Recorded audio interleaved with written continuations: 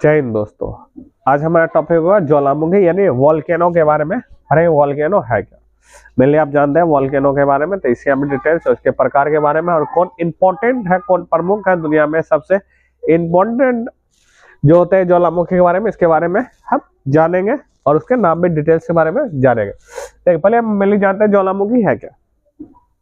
ठीक है, हमारा जो धरती है प्लेटों से बना हुआ, टेक्टोनिक प्लेटों से बना हुआ।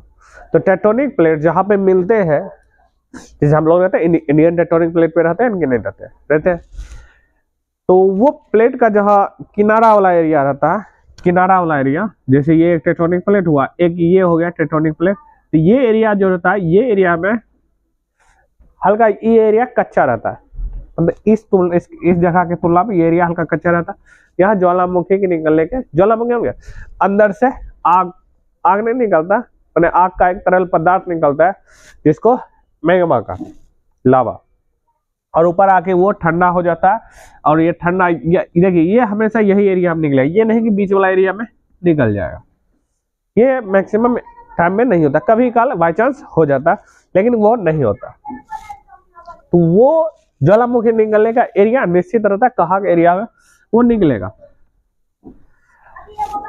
अब जैसे मेनली देखिए यहाँ पे, जैसे ये स्थल है, अब यहाँ से इसको दरार से फाड़ के यहाँ से निकल गया ज्वालामुखी। तो ये क्या करता है, इस टाइप का ऐसा करके है, ऐसा करके अब यहाँ से ये क्या करता है, मैग्मा निकलते रहता है। ये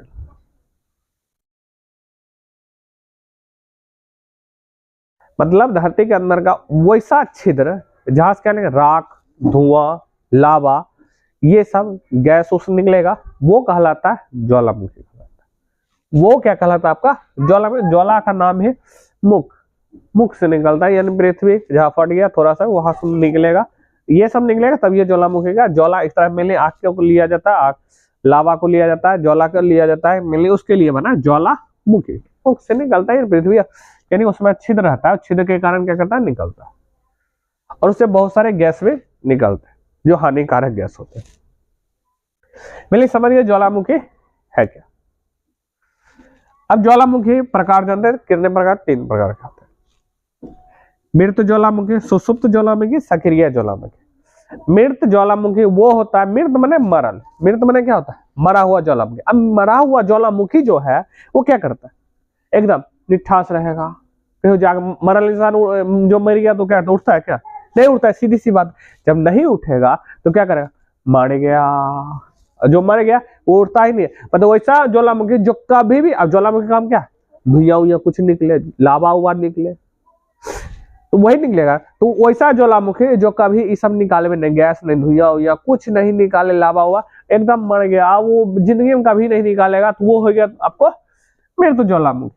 मिली पहले वाले में, दिनों के बारे में जानते मिले एकदम मिली समझिए। देखिए वो कहलाता आपका मृत ज्वालामुखी, कभी भी वो नहीं जागेगा, यानी कभी उससे कुछ नहीं निकलेगा। दूसरा सुसुप्त ज्वालामुखी। अब ये ज्वालामुखी सुतल रहता है, खाली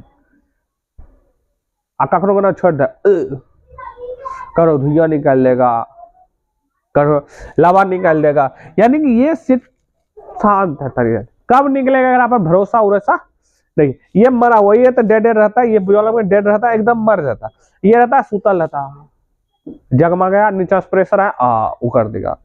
मतलब ये ज्वालामुखी सुसुप्त रहता है, शांत ज्वालामुखी रहता है, लेकिन धधकता है। ये कभी कभी क्या करेगा, इसमें विस्फोट होते रहता है कभी कभी। सक्रिय एक्टिव रहेगा हमेशा, एक्टिव बोल के नो हमेशा, कुछ बोल धाई से दिन में 2-3 बार क्या करता है, धुआं आग उग सब निकलते रहता है, लावा उबा इसमें गैस उस निकलते रहता है। इसमें सक्रिय ज्वालामुखी में सक्रिय एक्टिव रहता है हमेशा। ये तीनों जो ये सक्रिय हमेशा दिन में 1-2 बार, 1-2 दिन में हमेशा। और ये क्या करता है 5 महीना 2 महीना साल भर ऐसे क्या करता है, ठीक है ये हामना सामना हो तो भाई ये लो। अब ये बात जाते मृत ज्वालामुखी भारत का प्रमुख, भारत में 2 है, वेरन और नारकोंडम। बेरन और नारकोंडम ज्वालामुखी जो बहुत इंपॉर्टेंट ज्वालामुखी है। मृत ये नारकोंडम नारकोंडम भारत में ही है, भारत है अंडमान निकोबार के एरिया में नारकोंडम ज्वाला मोनोलोआ ज्वालामुखी, यह हवाई द्वीप पे है जिसमें जापान आक्रमण किया था द्वितीय विश्व युद्ध के समय। मोनालोआ ज्वालामुखी यही है, उसी पर ये बना हुआ है आपका मोनालोआ, ये अमेरिका में इसमें अधिक है। पोपा ये म्यांमार में, पोपा यह देखिए पोपा ज्वालामुखी, ये मृत ज्वालामुखी, आपको तीनों के तीनों मृत, ये फिर जिंदगी में ना उठेगा कभी भी। दूसरा सुसुप्त ज्वालामुखी, सुसुप्त ज्वालामुखी वैसा ज्वालामुखी होता है जो क्या करता है, कभी काल उठेगा। इसके बारे में जान दे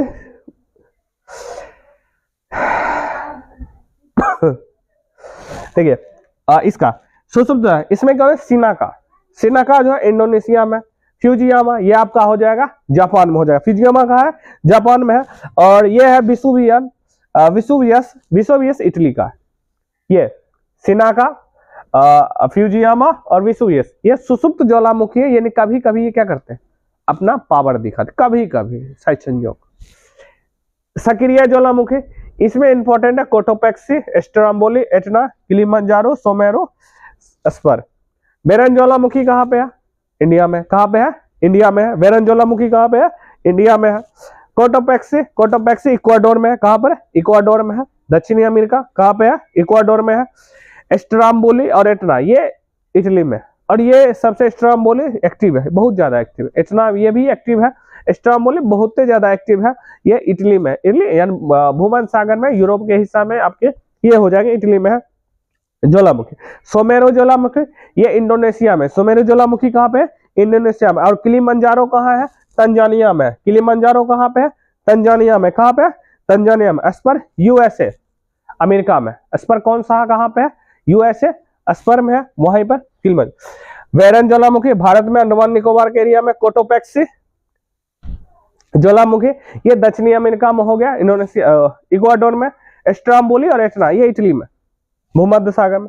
किलिमंजारो तंजानिया, और सोमेरो इंडोनेशिया, और लास्ट में स्पर यानी कि अमेरिका। ये क्या है, सक्रिय ज्वालामुखी। अब कुछ इंपॉर्टेंट और कुछ लंबे, कुछ ऊंचाई पर स्थित ज्वालामुखी के बारे में हम जानते हैं। ठीक है, पहला सबसे अधिक ज्वालामुखी कहाँ पे, पूरे पृथ्वी पर बात की जाए कौन सा ऐसा एरिया सबसे अधिक ज्वालामुखी है, तो प्रशांत महासागर। जैसे दुनिया का सबसे, विश्व का सबसे बड़ा महासागर जो है प्रशांत महासागर है, इसी महासागर में आपका सबसे अधिक ज्वालामुखी है, सबसे अधिक ज्वालामुखी है।